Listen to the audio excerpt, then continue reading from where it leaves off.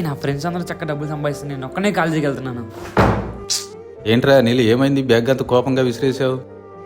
నేను ఇంకా కాలేజీకి వెళ్ళను నాన్న. నా ఫ్రెండ్స్ అందరూ చూడు నేను చక్కగా ఆటో కొనుక్కొని డబ్బులు సంపాదిస్తున్నారు, నేను ఆటో కొనుక్కుంటాను నాన్న. ఏంట్రా ఆటో తోలుతావా? ఆటో తోలు నువ్వు ఎవరిని ఉద్ధరించాలి? ఏమో నాన్న, నా చదువు రావట్లేదు, నేను ఇంకెళ్ళను కాలేజీకి. ఏం మాట్లాడుతున్నావు? ఈ రోజు నువ్వు చదువుకుంటేనేరా రేపు నీ భవిష్యత్తు బాగుండేది. నీకు ఒక విషయం చెప్పనా? డబ్బు కన్నా విలువైంది ఏంటో తెలుసా?